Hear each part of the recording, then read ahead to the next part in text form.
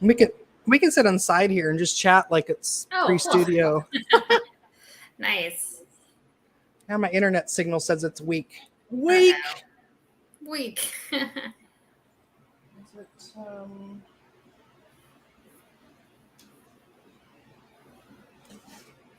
Is it just that time of the day?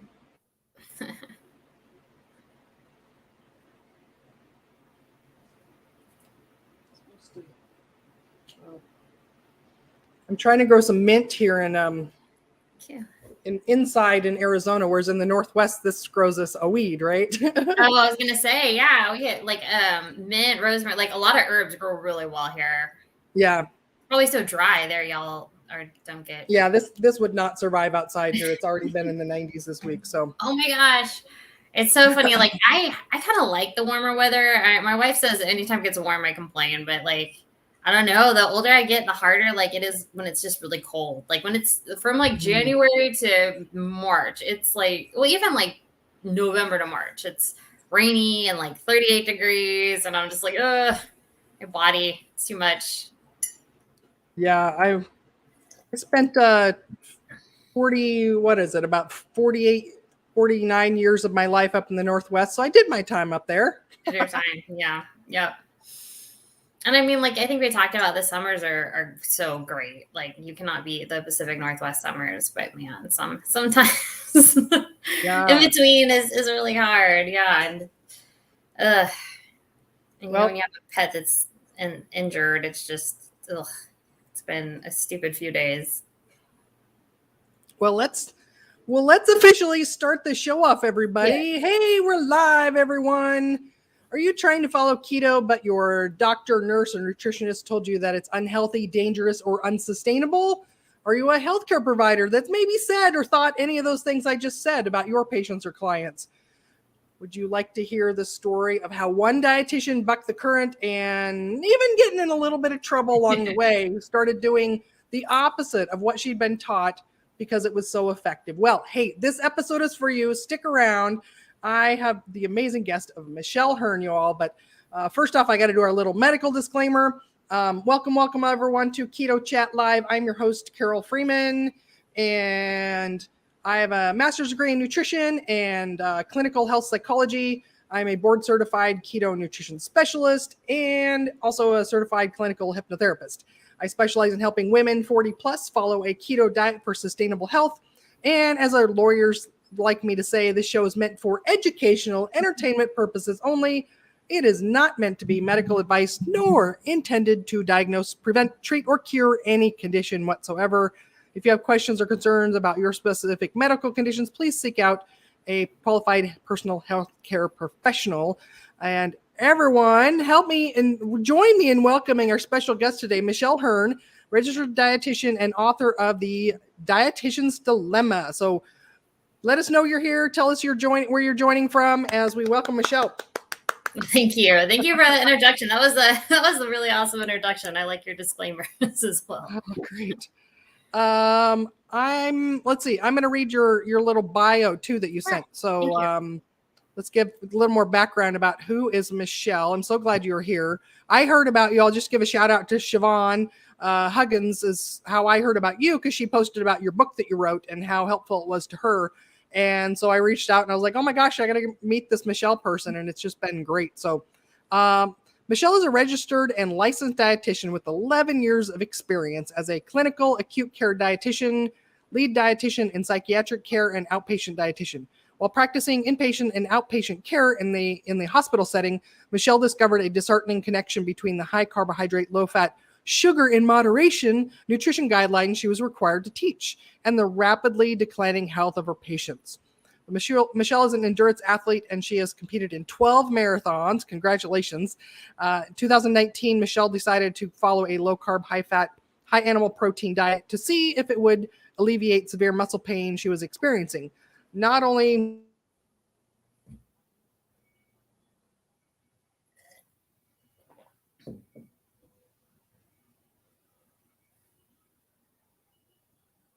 Yeah, you froze on my end.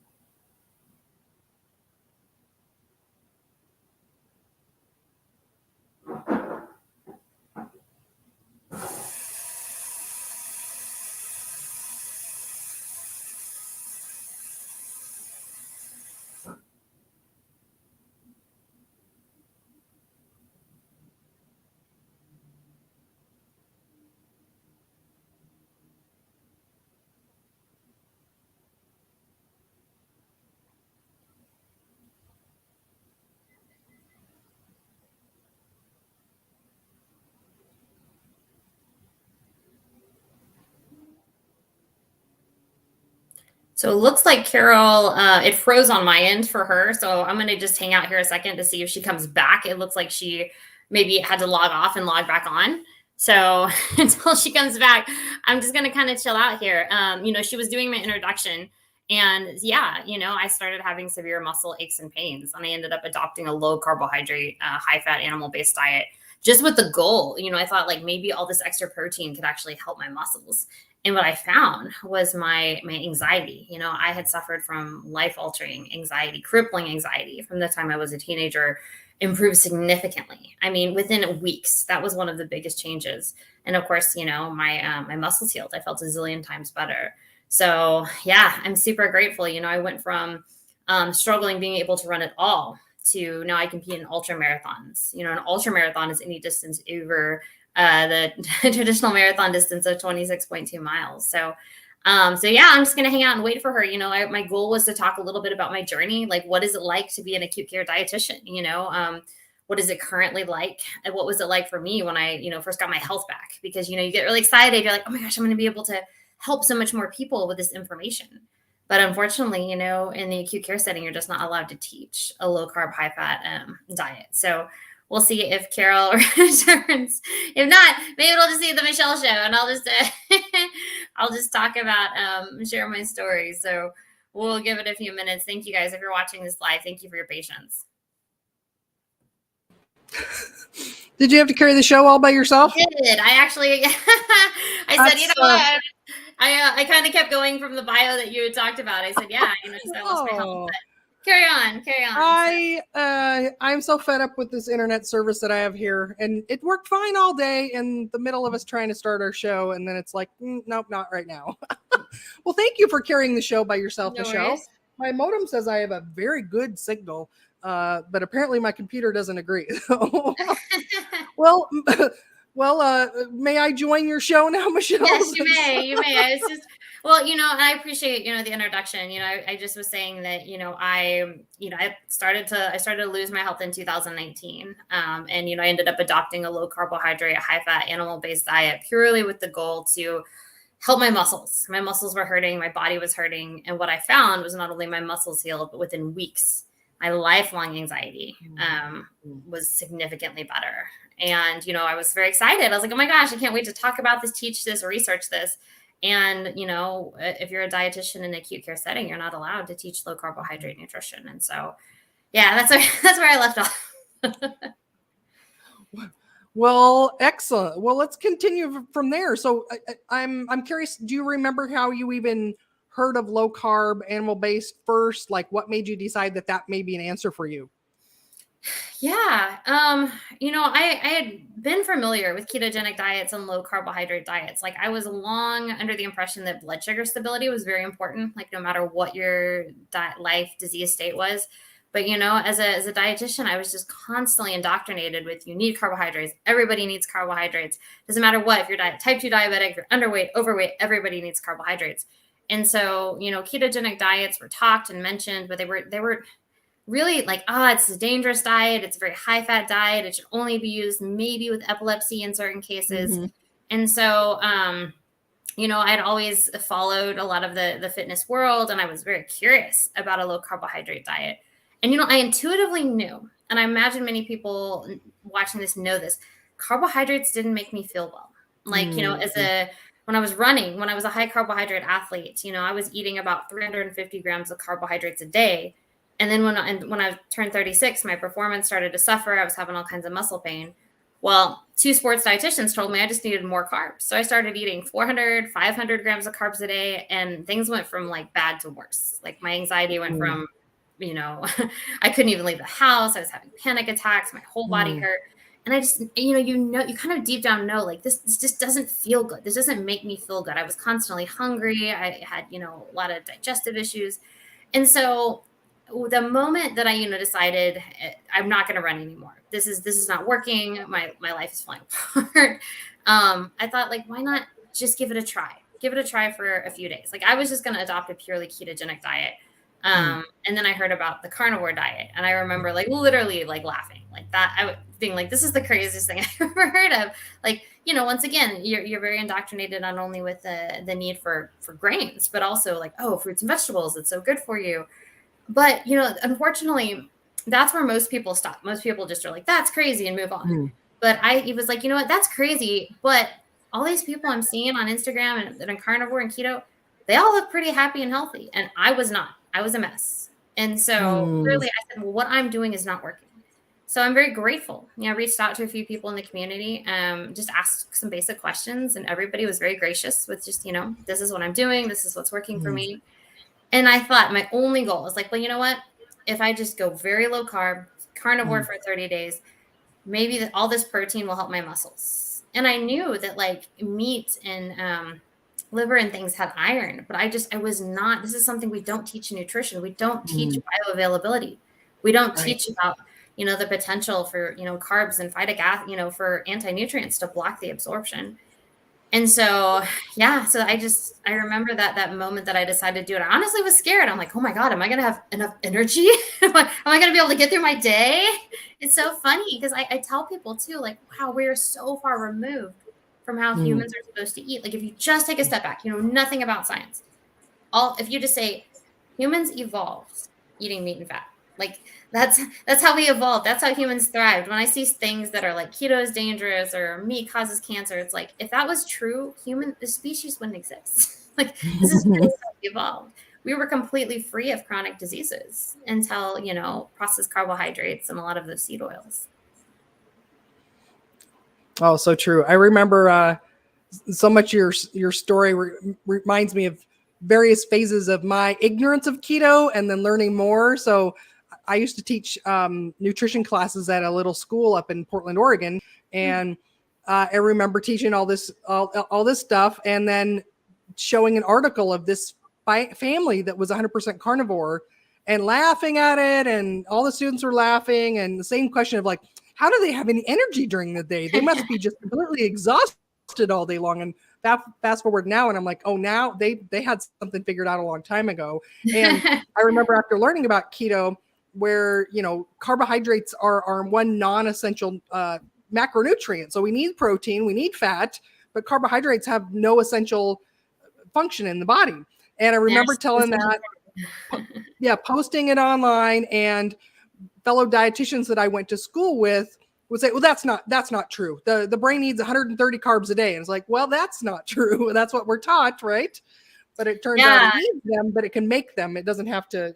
So I love all your stories are so much of like, yeah, we're just taught the wrong thing. And you're right. If you logically go back, what did we eat before, you know, we had farming? You know, that's only been the last 10,000 years. What did we eat before then?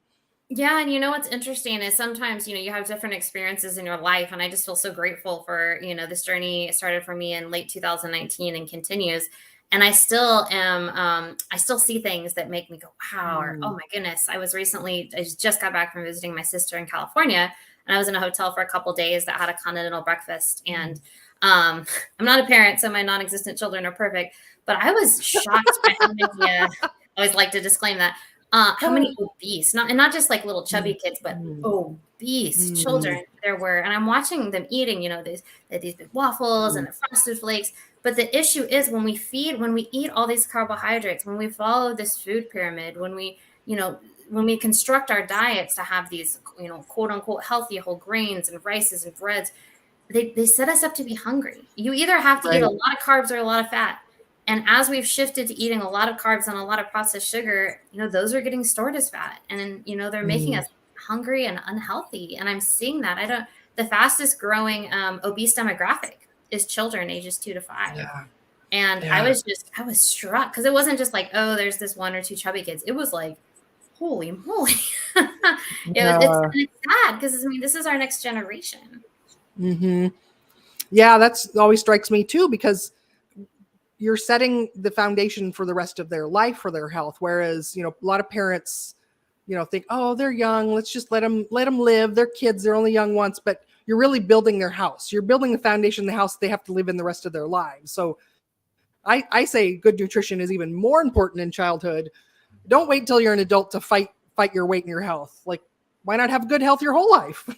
Yeah. And you're also establishing habits. You're establishing, hopefully utilizing healthy coping mechanisms, versus like, oh, you're sad, let me give you sugar. Oh, you're happy, let me give you sugar. Oh, had a bad day, So it's really interesting. And I constantly am disappointed. I see lots of dietitians that think that everything in moderation is fine.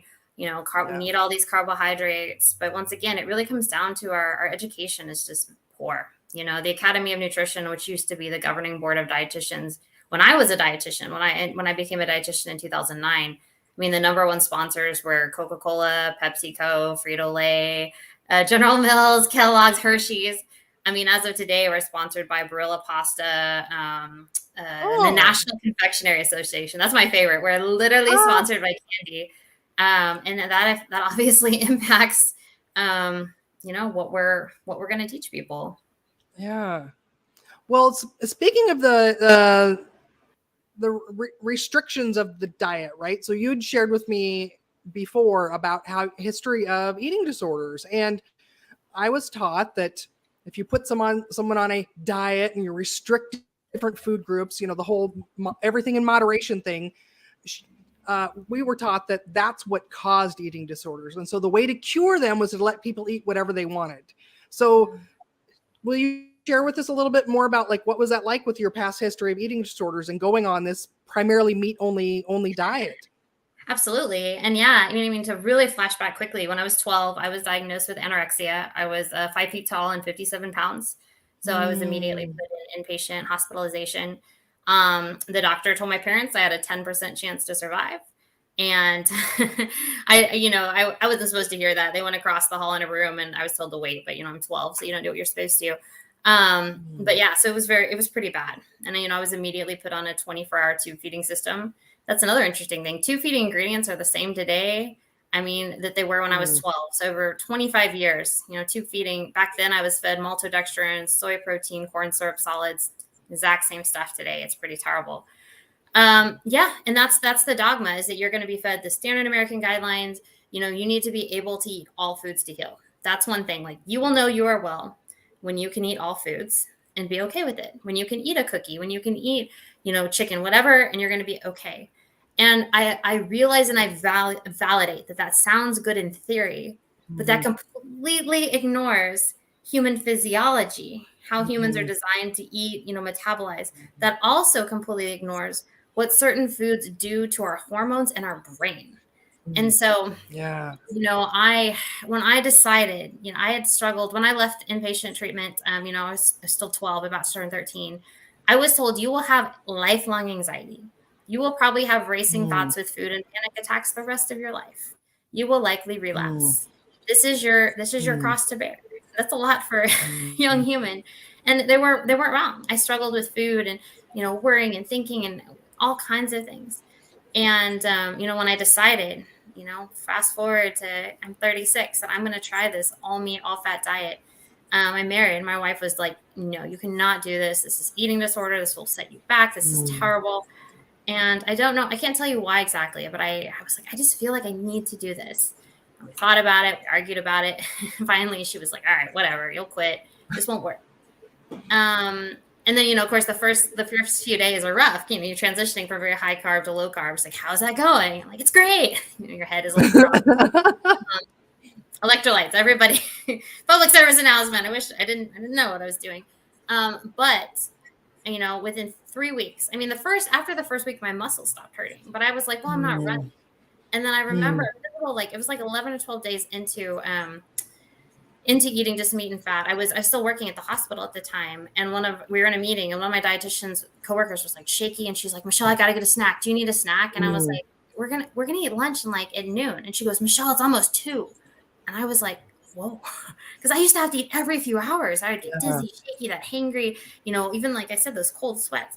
My body was finally leveling out. My hormones were leveling out. And then I got home almost exactly the 3rd week mark. My wife was sitting there and was like, hey, will you sit with me?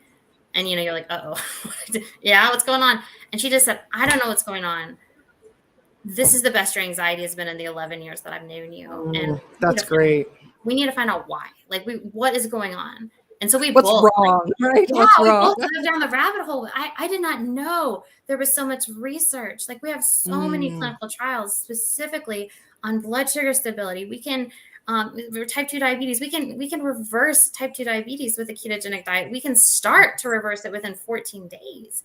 Like I had patients that were diabetic for decades. I saw amputations and rotting teeth and hair falling out, flesh, all this kinds of stuff.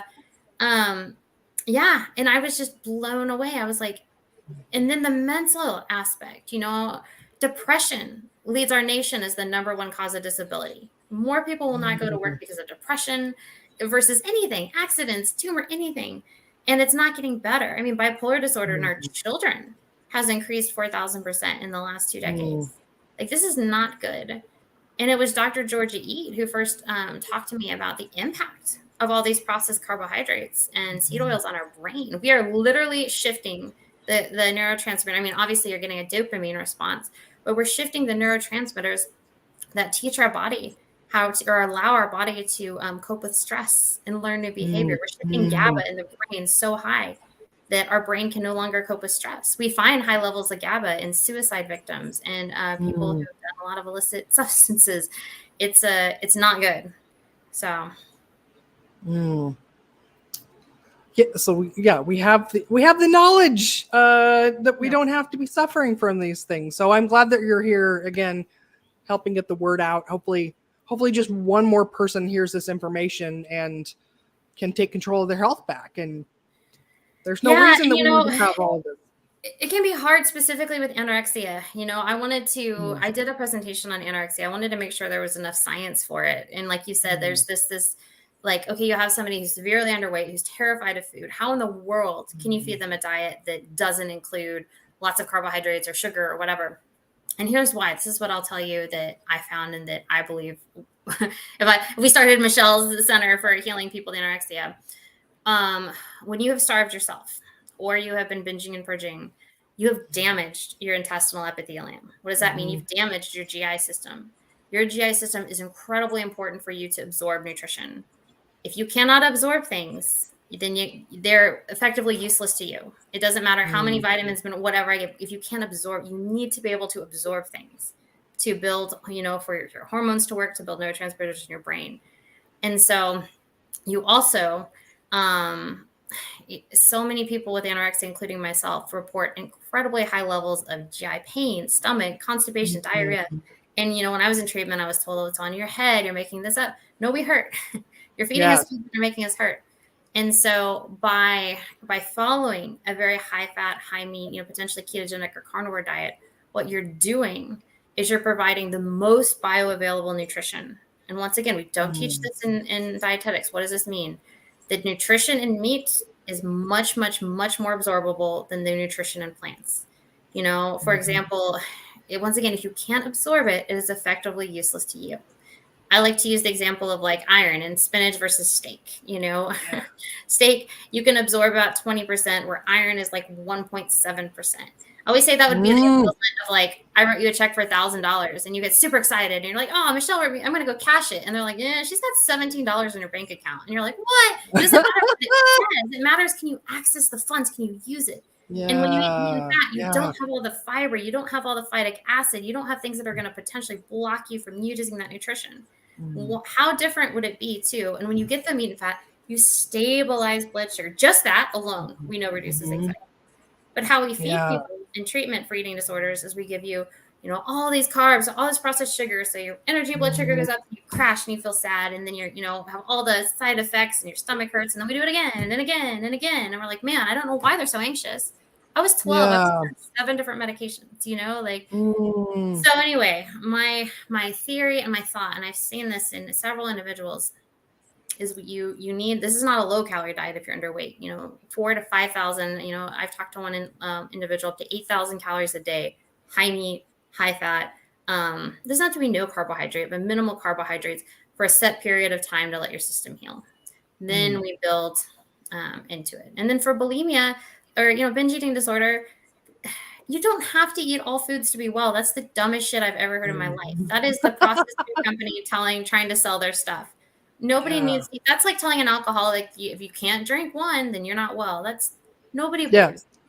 So if you can't get moderation, you are not healed of your alcoholism, right?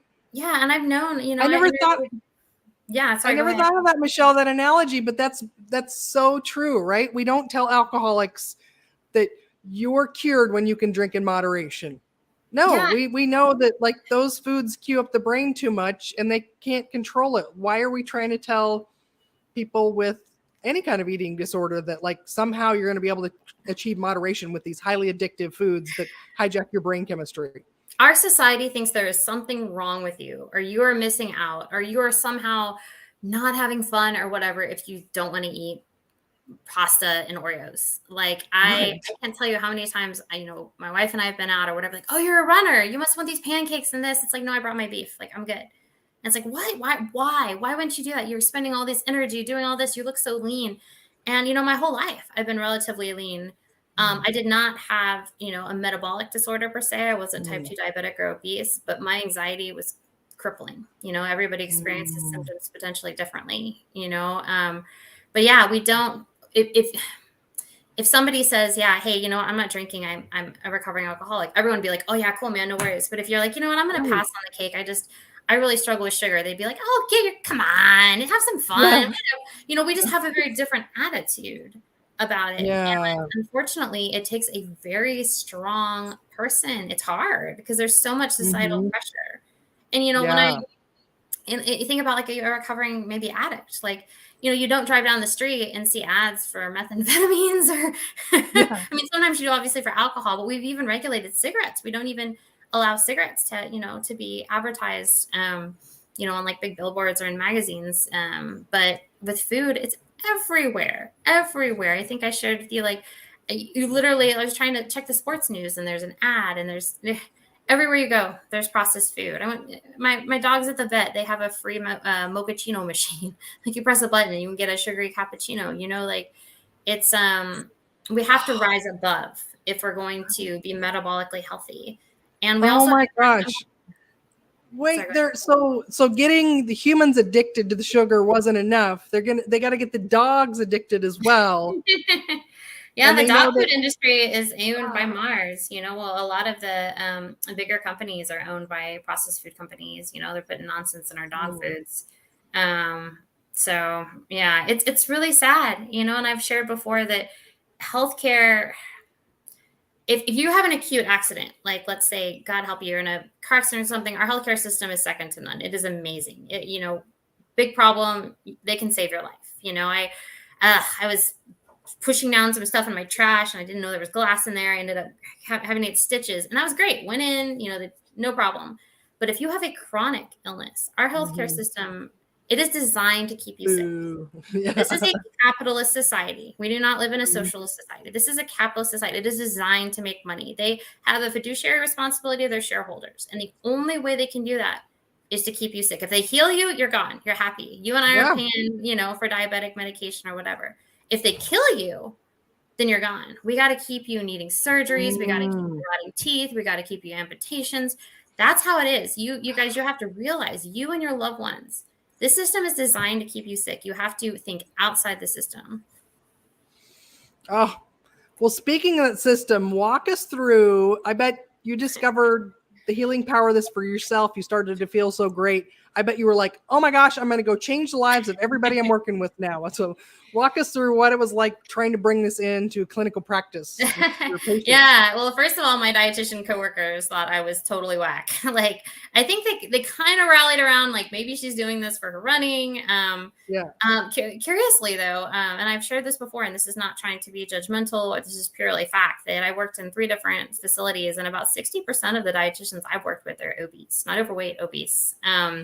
But yeah, so I immediately was like, oh my gosh, I went to my boss, because when you work at a facility, you generally have access to print out full clinical trials. Often you'll have to have memberships or something, but yeah, I could, and I had all this information that I'd highlighted, and I was like, look at this, like we can literally change, we can go. And I was like, I was ready to set up meetings with doctors. I had emailed a bunch of people, and she pulled me in her office and was like, no, like this is against regulations. We could get in trouble for this.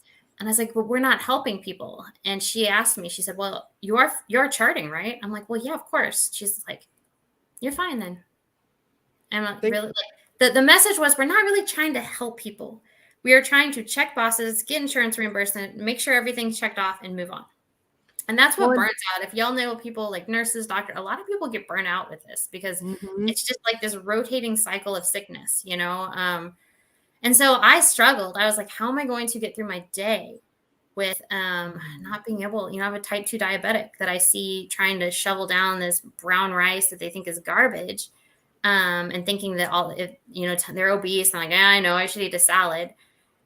And so I struggled, you know, and I will neither confirm nor deny that I maybe said like, hey, I'm going to chart this, but would you like what could actually help you? But yeah, actually that was one of the times a patient got excited about a low carb diet and told his nurse, who told my boss, and I was suspended. So yeah, like I hinted at the beginning, a little bit of trouble along the way in trying to right this ship that's been going the wrong direction for so long. So yeah, it's nice to hear that your passion, like you're doing it because you truly cared about these people you were working with. If you didn't care about them, you wouldn't have tried at all to change the system or anything like that. So I applaud your efforts. Well, thank you. Yeah, and I mean, I definitely found that it's just not something we can really change from the inside. You know, this is a very powerful system. I mean, we saw that in our dietary guidelines. You know, now they've published that it's nobody's surprise that 99 or 95% of people on the guideline advisory board have ties to processed food. You know, it's Nina Teichel who told us that every single member of Congress, not one, not 10, every single member is sponsored by a pharmaceutical. It's going to be very hard to change because once again, it's a capitalist society. Their only goal is to make money. And when your only goal is to make money, you don't really care who you're hurting. And, you know, I wish if I didn't have a soul, I could still, I mean, you can make so much money. It was very hard to leave healthcare. You know, you have all these student loans. This was what I wanted to do for my life. And, you know, when my health was restored, it was like, I can't do this anymore. But then it was like, well, crap, what am I going to do? What do I do? That's the dietitian's dilemma. Well, and were you required to evidence-based medicine, right? Did they use that phrase with you? Evidence-based medicine? Sorry, you froze for just a second. Did you hear that? So were you required to do evidence-based medicine or evidence-based nutrition? Did they use that phrase with you? You know, we didn't, not really evidence-based, but you know, what it was basically the nutrition guidelines, and you had to use only what the hospital had approved. Like you couldn't even have a separate handout that didn't have what the hospital had on it. So, and we know that like evidence-based, like, you know, you have so much epidemiology and nonsense that it doesn't really make sense. It just, it's like carb counting for diabetics, or these recommendations where people saying, oh, you don't need too much protein will cause kidney failure. It's like, we've already debunked all this stuff.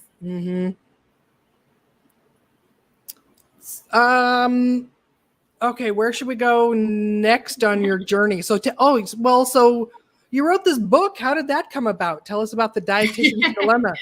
Yeah. So, you know, back in 2019, I wanted to qualify for the Olympic trials. I was training a bunch. And then, like I said, I lost my health, couldn't run at all, did the low carb diet, got my health back. And I was just so inspired. I was like, I couldn't believe it. Like, I did not know there was so much research on a low carb diet. I was told it was nonsense. It would cause your heart failure.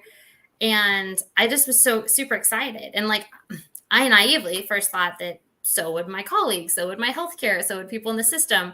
And there was so much resistance. And, I was told, once again, you have to only preach this way of eating. So every free moment I had, I was like, you know what, I'm just going to start making notes about disease states that I believe could be helped by a low carb diet.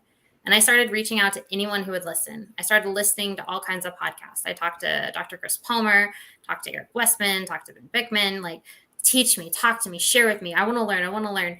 And so every free moment I had, it almost was a joke that like during our lunch break, Michelle's working on her book, and I'm like, no, I really am going to write a book. And I had actually had one dietitian like pull me aside and was like, don't do this. Like, even if you're right, like, you'll never be able to work in a hospital. Like, that's just insane. And I said, well, we'll see. And, and then also because I was so healthy, like, and I'm not joking, I could not run at all. Like, I was getting cold sweats. And probably about a little over a month into my low carb journey, I'm just starting to write the book. My wife just kind of casually mentioned, like, you should go for a run. Like, I was around more. She's like, you're annoying me. Go for a run. And I ended up like, oh, you know, I'll just go jog a few miles. I should be fine. And I ran 8 miles, like no carbs.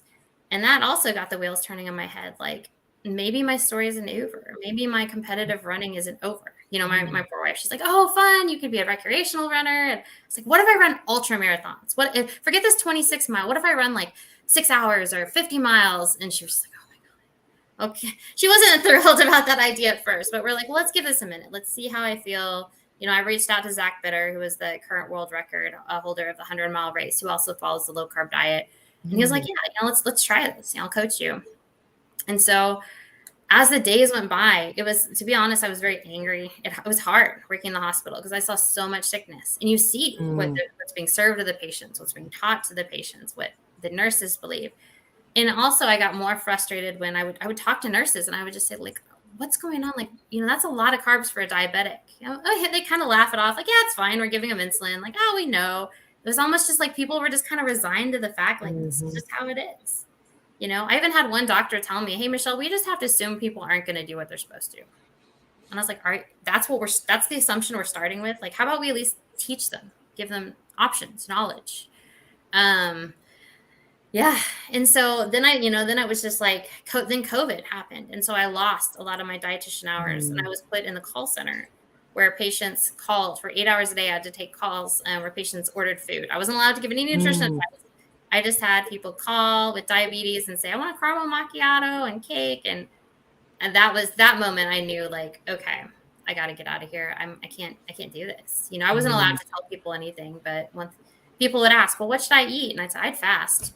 You know, and then I'd get in trouble for that. And so I found there was, and then a lot of places were closing, you know, but there was a part-time job in Portland, Oregon, basically helping make sausage, breaking down animals, working with regenerative farms. And, you know, we looked at it financially and it's like, I'm going to be making about 22% of what I made in the hospital. And I'm going to be working 40 times harder, but I loved it. Like I was so ready to get out of there. And, you know, it was very hard manual labor. And my days basically consisted of, I'd run, you know, 10 to 18 miles in the morning. I'd work at Scratch, it's called Scratch Meets, from 10 to 4. And then I'd come home and write until I fall asleep. And I was just every single day, we're going to do this until I get this book out. And I'm grateful, you know, I'm grateful that I have a story to tell. I'm grateful that I've been so fortunate to have met and networked with so many great people. You know, I've met Dr. Ken Berry, I've met Diana Rogers. I mean, so many fantastic, Sean Baker. And I just want people to know, like, people ask me, like, I really don't care what people want to eat. Like, I'm very happy with my life. Like, I'm great, but I believe, and if I could leave a legacy, it would be that every single person with a mental health disorder, with depression, anxiety, OCD, every single human with type 2 diabetes, struggling with sarcopenia, who has heart issues, and certainly having my history, every person with an eating disorder is presented this as an option. So you know what, this can do this. How do you feel about this? Are you willing to try this? Because what we do in healthcare is we just throw medication at you. We let you do your same shitty diet and you don't get better. Oh, yes, it's so true. So sad and so true. But yeah, why can't the options be given there? Because there's so many people that I've worked with that once they get keto done the right way, that they just feel free for the first time, right? Like, I'm not obsessed with food. I'm not constantly hungry and craving, mental clarity and energy. And like, why has this never been an option before that's been presented? And yeah. And isn't that the ultimate irony is people say, oh, it's so restrictive. I've never felt more free. You know what's restrictive? Yes. Restrictive is thinking and obsessing about food. You know, if you're overweight, restrictive is, being overweight and in pain. And, I was literally sitting on the sideline of my own life. If you were dealing with depression, anxiety, you know exactly what I'm talking about. And certainly in eating disorder tendencies, it sucks. And if someone had told me when I was, 12, God, even when I was a teenager in my 20s, like, hey, you know what, this could help. And I appreciate that you said do keto the right way, because what really frustrates me is when people are like, oh, I tried keto, it doesn't work. I'm like, well, how long did you do it? Oh, like a few days. I just ate a bunch of fat and it didn't work. It's like, you need to, nobody would do that. You wouldn't just be like, oh, I took the doctor prescribed an antibiotic. I just took one and it didn't work. Like, you have to do one. follow what it's supposed to do. And also, we're just such a quick fix society. I mean, I can get things delivered in 2 days from Jeff Bezos, and I can Google whatever I want, but you have to follow the laws of nature. Like nothing in life that is worth anything. I mean, it all takes time. It's not sexy. It's not fun. It doesn't sell, infomercials, but it's time on task.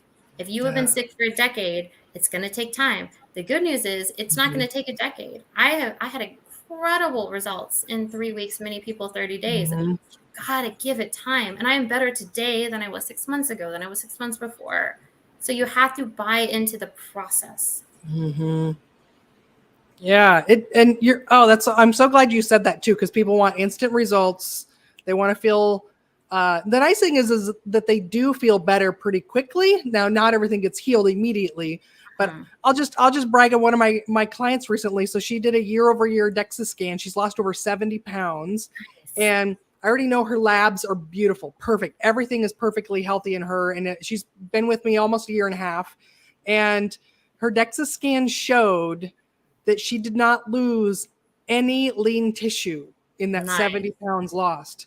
And in fact, she gained a pound of lean mass in the time that she'd done this with no exercise. So the trainer that did the DEXA scan for her was like, "Ooh, your weight trainer is on point. The fact that you lost that weight and didn't lose any." She goes, I'm not exercising. I'm not doing any weight training.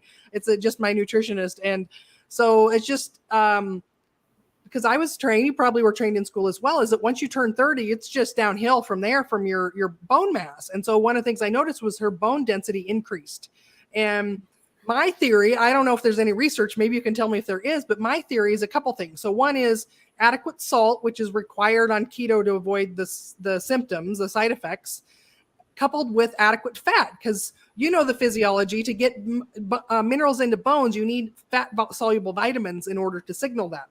And so we have some studies that I know of that are like keto preserves muscle mass better than some other diets, but this all coupled together. So anyway, so she was thrilled. The former bodybuilder that was the guy running the DEXA scan clinic that she was at was just astounded at her results. And so just, another example of, because you're talking about sarcopenia.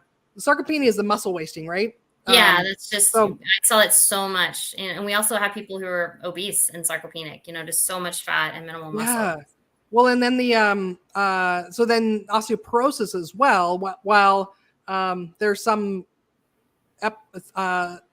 worry that, a keto diet causes osteoporosis, but that's not true.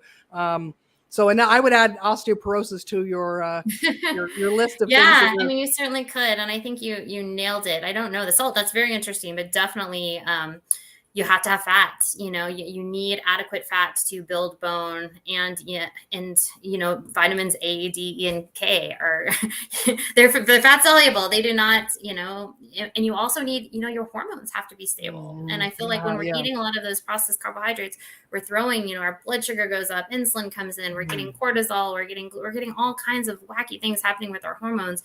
We stabilize our hormones. We provide adequate saturated fat, and saturated fat is healthy. When we eat a lot of these vegetable oils, that is very inflammatory. That causes a lot of oxidation and inflammation, So we remove those. We're eating the good saturated fats. Also, you made a good point. We're providing adequate protein, especially women. We do not eat enough protein. This 2 to 3 ounces a day nonsense is ridiculous. Eating 1 egg a day, or, I had the tiny little, handful at dinner. No, you need adequate protein and, a lot of fat. So. Yeah, I'm so glad you said that too, because this whole like plant-based message that's out right now and how they're going towards like meatless Mondays at schools and all this kind of stuff is like, it's not doing anybody favors. In fact, you're making them not only nutrients you're missing, but the blood sugar regulation and so much more stuff that we won't even get into here today. But I could talk for an hour on that. Women need lots more protein than they think. Probably, I think probably every woman I'm working with is probably, we're getting her to at least double and maybe even triple the amount of protein she was used to eating to start with. Yeah. Yeah. I mean, the RDA is 0.08 is ridiculous. And I mean, there have been lots of studies that have encouraged, recommended, pleaded, we need to go higher than this. And they just, But when you do that, you know, you got to cut down on something, and they don't want to cut down on their processed carbohydrate base. So I don't feel like the recommendations are going to change. But yes, meat isn't just protein. That's another thing. We have to think like human physiology. We absorb meat. It's the vitamins, it's the minerals, it's the, you know, carnitine, carnosine, taurine, all these cofactors that work perfectly and synergistically in our body. You want to try to reproduce it in this little plant-based lab created nonsense?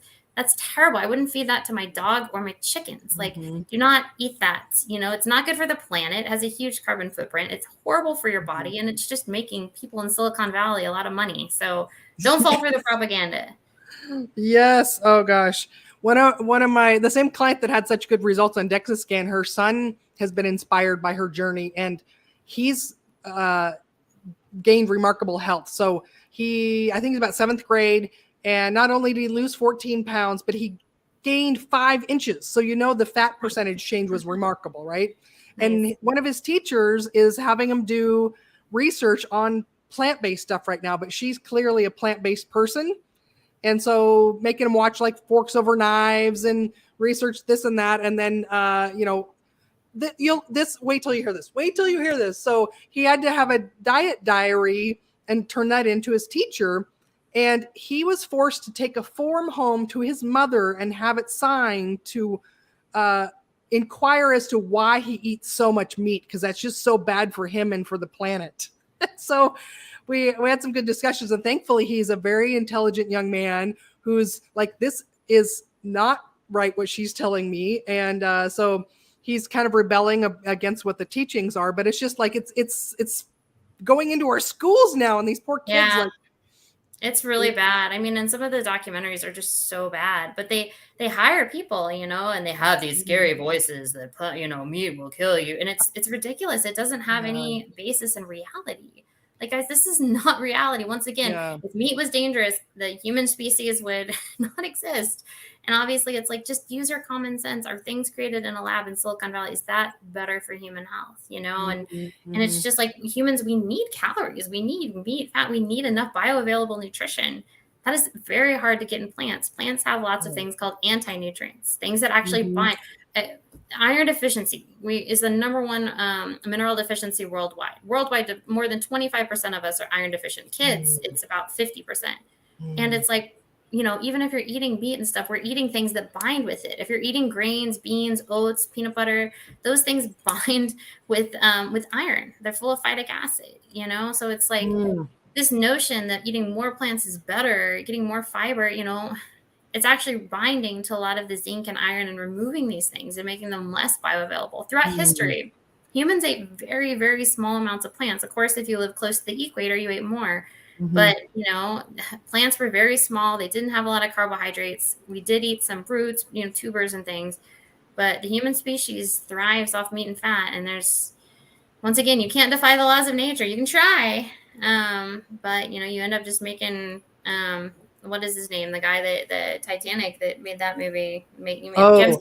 You end up making him a lot of money since he owns a lot of those plant-based companies. Oh, does he?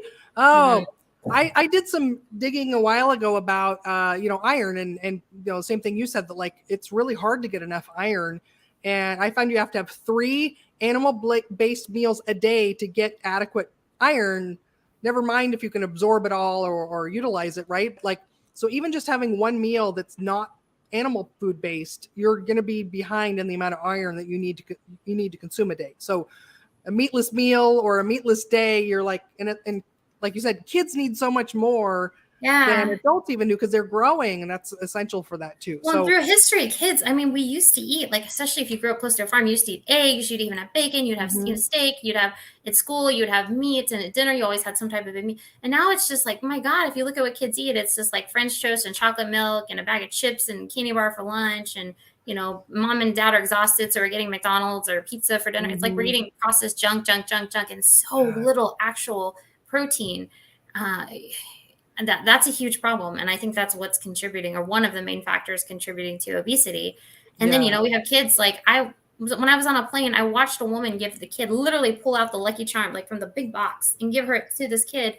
And she was just eating. I mean, she had to be like 4 years old, and halfway through the plane, she's screaming and freaking out. And her mom's like, why won't you be quiet? I'm like, call on me. I know, you just gave her like 90 grams of sugar, you know, And like, dyes and on, you know. But once again, when we're taught that, oh, these things are fine, they're good snacks, eat them in moderation, like we have to, as a society, come back to common sense and say, you know what, we need to be giving our kids snacks that are low or no in sugar. You know, I'm not anti-carb. I ate some carrots, I ate some berries. But if everybody had them as a relatively low percentage of their diet, and certainly if you're a growing child or an athlete, you can have more. But having your foundation, start with that foundation: meat, fat, fish, seafood, you know, butter, tallow, avocados, whatever. And then, you know, you have a small amount of carbohydrates. I mean, we'd flip the health of this. You want to heal the planet, you know, we'd heal the planet quickly doing that. Yeah, so true. Then I think that, you know, all the big corporations that are making money off of us being sick right now, they should invest in, you know, wellness technologies, right? Like you guys can still make money, just create, you know, some apps for health, or, you know, some apps to, like, a lot of them moving into the CGM world right now. Yeah. I mean, and that's what you hope. And, you know, that's what I was actually, it's hard though. You know, I literally, like, I was on a run and I was like, man, it's frustrating that I can't make money doing what I went to school to do, you know. And like processed food companies, like, it's very cheap. I mean, producing their food, they're making a ton of money. So it's, absolutely, you know, it's hard to do the right thing. And, you know, I'm fortunate that, you know, my wife has a good job and I was in a position to take a huge pay cut. But, you know, I'm always hopeful, and I'm always hopeful that we can reach people grassroots, that we can, you know, somebody watches this and is like, man, my health is crappy. Like, maybe what would my life be like if I decided to change, if I reached out and got a health coach, you know? Because I'm just telling you, like, if you had told me a few years ago how much different my life would be health-wise, I wouldn't have believed you. I was like, no way. I've been dealing with this stuff for decades.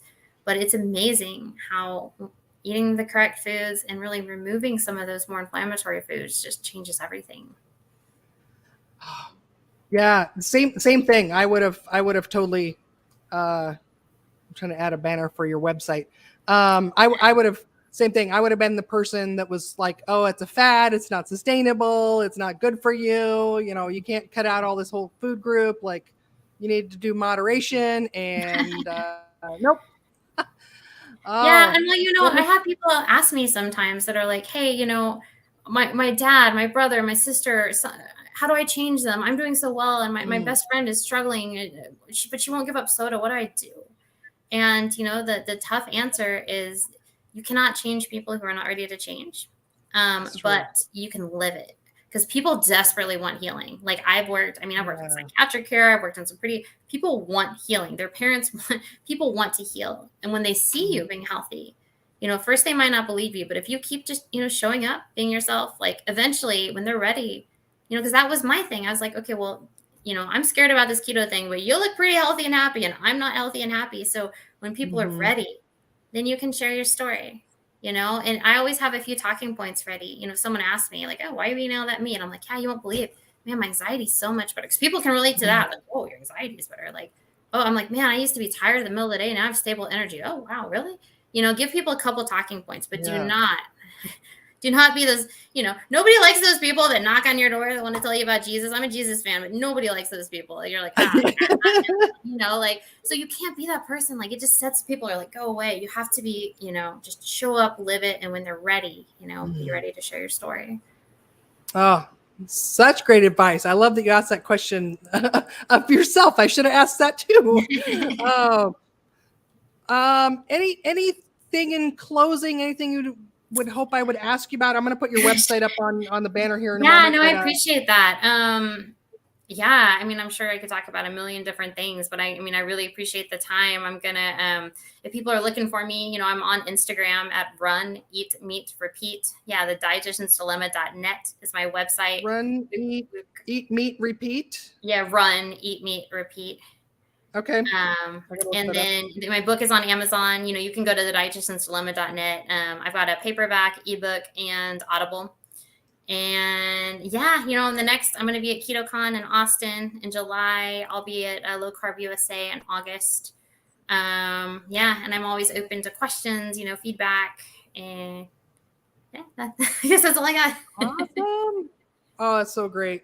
Michelle, thank you so much for being here today, sharing your story. Thank you for doing the hard work that we got to turn this whole ship around, and it's a lot of work, all of us rowing together to try to turn around. We're making waves, and that's a really good analogy though, because sometimes I'm sure you feel this way too. I say in closing that, like, man, you feel like you're doing all this work and you're advocating and you're like, the world is so messed up, but it's the ripple effect. You throw the pebble and it, like, you don't know, and you and I don't know, like, somebody might hear something today and like, I don't know, and then a few months down the road they're like, oh, I remember hearing that and I understand.